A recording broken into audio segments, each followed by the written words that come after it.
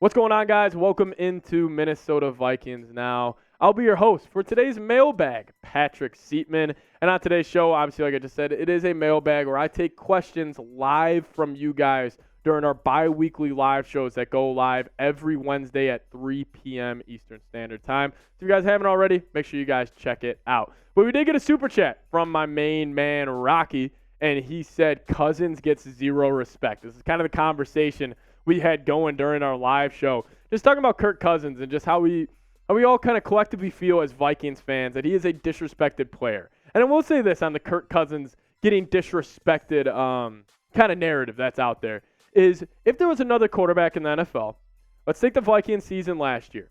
The Vikings were damn near last in every defensive statistical category. He led the lead in game-winning touchdown drives.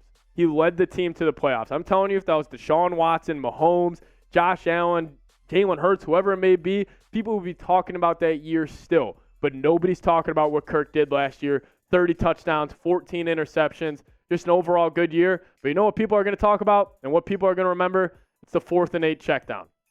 It's just that whole debate with Kirk. Is he good? Is he great?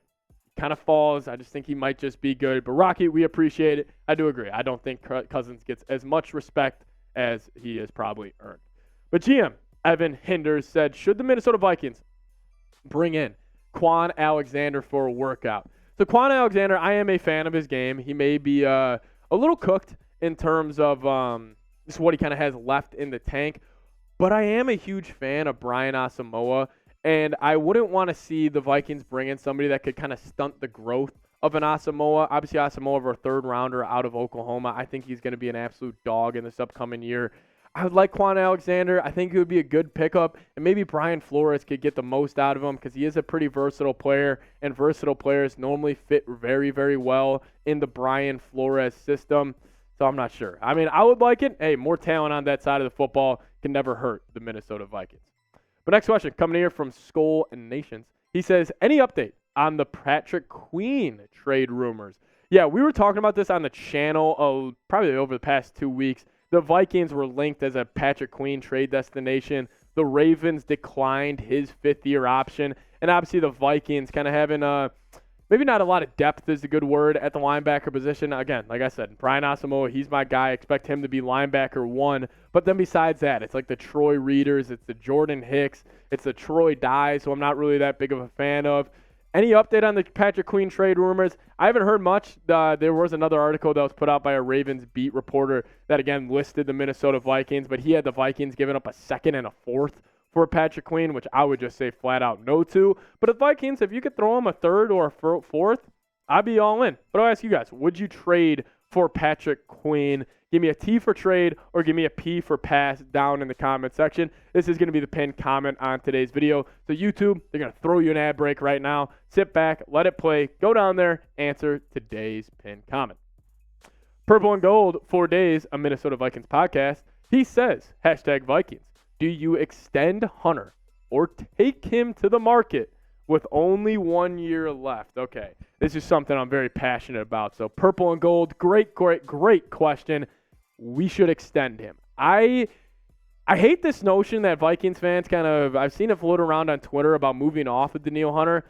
I just completely disagree. Like, Danielle Hunter, if you forget, fastest player in NFL history to 50 sacks. And he was kind of picking it up at the end of last year because the Vikings, they went from the 4-3 to the 3-4. And if there's any position that gets affected more by the transition of a 3-4 to a 4-3 defense, it's that edge spot. And Danielle Hunter, he obviously started off slow last year, but at the tail half of last season, I saw that potential. I saw that top 10 edge. I've been a Danielle Hunter guy, honestly, since he came out. I think he's one of the more freakiest athletes in the NFL. And if you watch his pass rushing moves, he is the most unorthodox set of pass rushing moves in his arsenal. I think he's going to have a big-time year under Flores. Hey, don't be shocked. Danielle Hunter, 15.5 sacks at least this year. You heard it here first.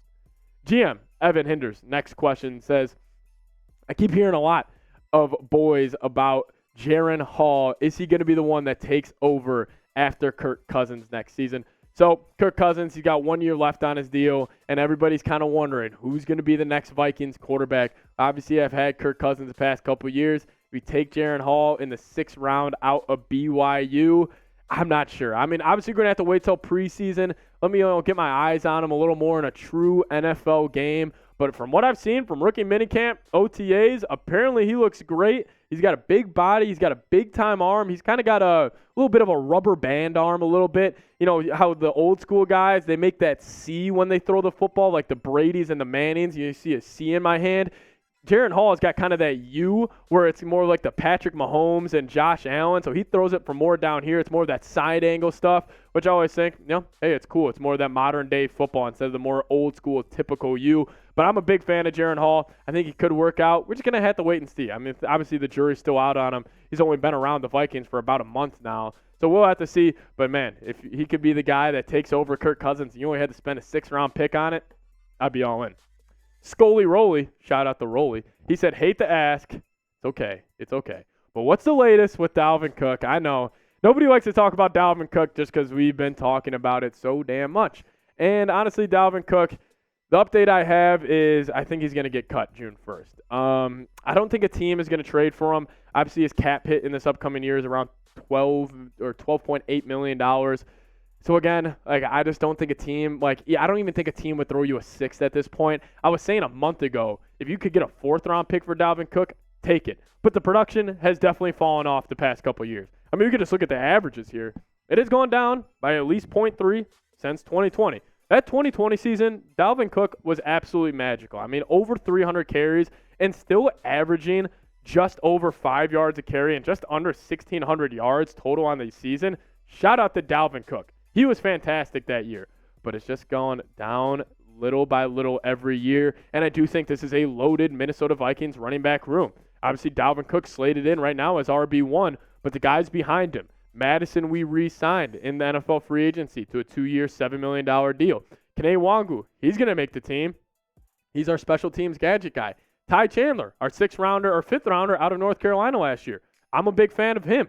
You're going to have to give C.J. Ham a roster spot. He's your fullback. Then you did just spend a 7th-round pick on Dwayne McBride. I'll tell you this, the Vikings aren't going to keep, would that be 6 running backs on the roster? Teams just don't do that. Teams normally keep 4 or 5, so expect Dalvin Cook. I think he's going to be cut. They're going to create some cap space for him. Sadly, I don't think Dalvin Cook's going to be wearing that purple and gold next season. But then we did get a super chat from my man, Davey Chains. Davey, shout out to you. Always appreciate you reaching out and just kind of being a fan of the show. But he says, Hunter's been taking a lot of team-friendly deals. Very true. Great point. It's time to open up the checkbook and pay this guy what he's worth. Clap it up for Davey. He knows ball. He knows ball. Davey, I totally agree. Danielle Hunter is set to make $5 million next year. $5 million. Danielle Hunter, he's not a $5 million a year player. Davey, I agree with you. I think it is time. Pay him what he's worth, because I do think we're talking the trajectory of Danielle Hunter. He was on a skyrocket like this. The 2 injuries brought him down here. But I think last year we saw that uptick at the later half. I think he could be hitting his peak over the next 2 to 3 seasons. Listen, this was a guy who averaged 15.5 sacks for 3 straight years. I wouldn't be shocked if he gets up to 15.5, 16, 17 sacks this year. Davey, great point. He has been making team-friendly deals. Thank you so much for your support, as always, my man. I agree with you. Pay this guy. Unload that freaking checkbook for Danielle Hunter. Dan Henneman saying, who wins the 3 starting cornerback spots? Good question, Dan. Love to hear it. All right, cornerback 1, Byron Murphy. I think Byron Murphy's most likely going to be cornerback 1. I would really doubt if a younger guy jumps him. I think the Vikings are expecting him to kind of be that veteran at 26 years old and kind of be the guy that kind of steers the ship at the cornerback position. Cornerback number 2, I'm going to go Booth. Obviously, I know people are a fan of a Caleb Evans. I still think it's going to be Andrew Booth. I'll go him here. I'll go Booth at 2. And then at 3, so at 3, this is either going to be a Caleb Evans or Mekhi Blackman. I love both of them, and I especially love a Caleb. I'll go with Caleb Evans, and then Mekhi Blackman will be corner number 4. So I'll go Murphy, Booth, and Evans, your top 3 corners heading into next year. But don't be shocked, especially with Mekhi Blackman, especially one of those outside corner spots, if he's starting at a certain time. The greatest ever, saying, who do you think the Vikings can break out? Or who do you think can break out next season for the Minnesota Vikings? I got one name in mind that pops to my head right away, and I've already talked about him in this video. Brian Asamoah, the linebacker out of Oklahoma. He was absolutely great last year in very limited reps. I mean, you guys remember the Giants regular season game. Daniel Bellinger, he's running a deep over. He catches the ball. He beats Brian Asamoah, but then he peanut Tillman punches the ball out. Fumble recovery by himself. I just feel like he's going to make splash plays when he has his opportunity. And that's also why I don't really want the Vikings to bring in another linebacker. He's taking it into the room right now. Jordan Hicks, I'm shocked he didn't get cut. But look right under linebacker 1, Ivan Pace Jr.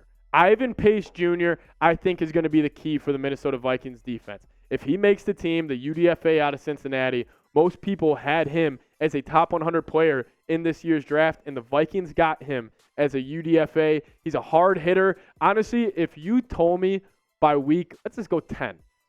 By week 10, it's Brian Asamoah and Ivan Pace Jr. starting at linebacker. Yeah, good luck to the rest of the NFL. But I'll toss it your guys' way. Name a player that you think that can break out next season for the Minnesota Vikings. You guys know my answer to this. It is obviously Brian Asamoah. He's been my guy. He's been kind of my baby throughout this whole process. I'm a big fan of him.